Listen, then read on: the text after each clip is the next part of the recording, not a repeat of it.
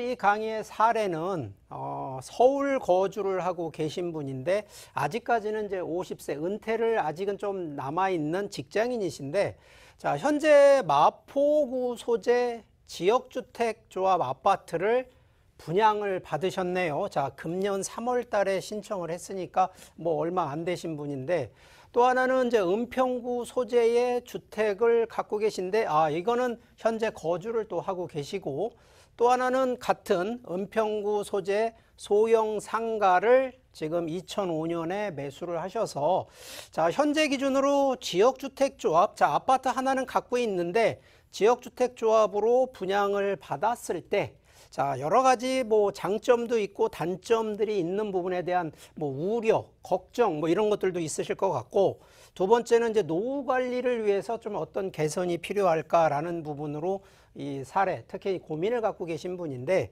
자, 우리가 일단 이제 지역주택조합에 대한 내용을 조금 좀 설명을 드리면, 이 과거, 물론 이제 시간은 불과 얼마 안 됐습니다만 1년 전과 1년 후로 이 지역주택조합에 대한 내용을 좀 봤을 때 1년 전에 지역주택조합에 분양하신 분들은 상당히 좀 가슴앓이를 좀 하셨을 겁니다.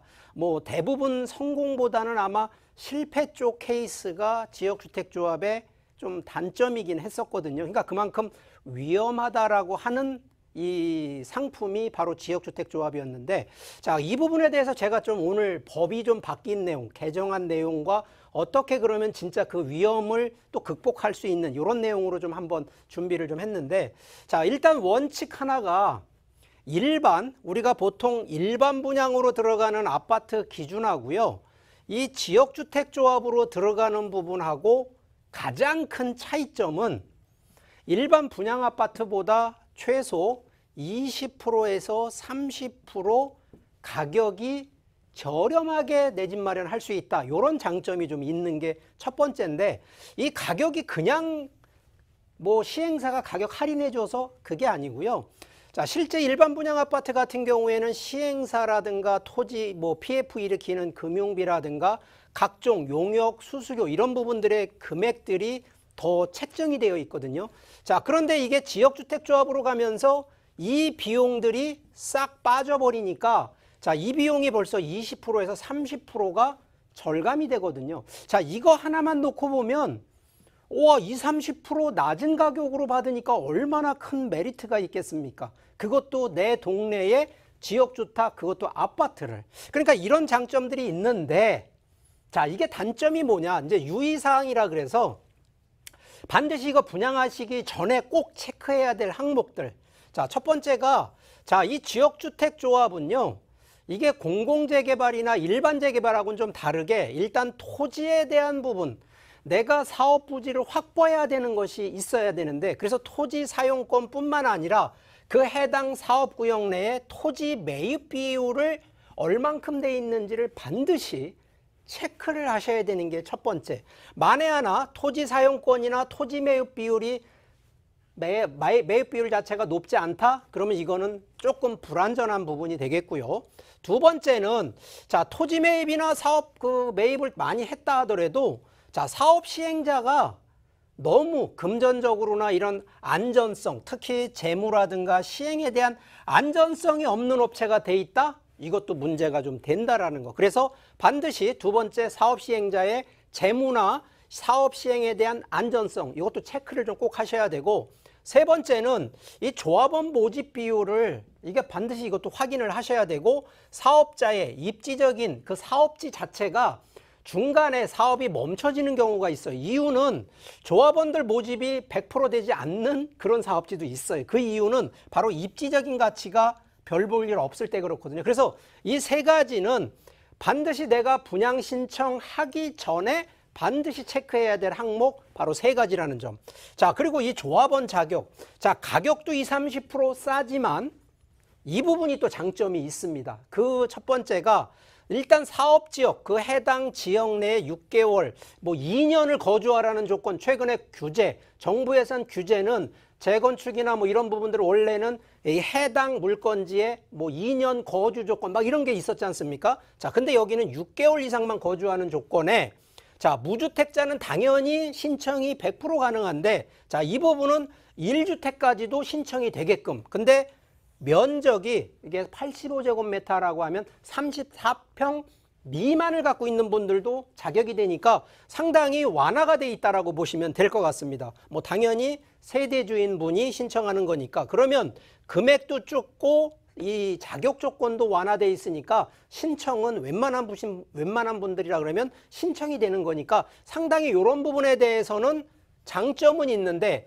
이런 부분에 대해서는 단점이 있어서 이건 반드시 확인하셔야 되고, 이 부분이 또 하나가 큰 단점 중에 하나가 이게 기간, 우리가 보통 기간이라고 하는데 사업기간이 일반 재개발 기간보다도 보통 2년에서 3년 정도가 더 길어지기 때문에 이 부분도 꼼꼼히 체크를 하셔야 되고, 자, 과거에 좀 불안했던 요소를 지금 현재, 자, 2020년도 7월 24일 날 기준으로 이제 법이 시행이 딱 바뀌면서 그래도 안전하다라는 이 항목들이 좀 이 개정이 됐어요. 그 내용을 조금 살펴보면, 자, 보통 계약서 발행 후에 웬만해서는 계약 철회를 안 해주는데, 자, 이것도요, 요즘 최근에 공정거래에서 상당히 법들이 많이 그걸 또 규제를 하다 보니까 계약을 발행을 하고 나서도, 신청을 하고 나서도 30일 이내에 해약이 되게 돼 있어요. 그러니까 내가 했는데 한 15일 지나고서 이거 내가 잘못했나 보다. 난 이거 그럼 해약할게. 이거 가능하다는 얘기거든요. 이거 반드시 알고 가시면 법적으로 문제가 없다는 얘기입니다. 단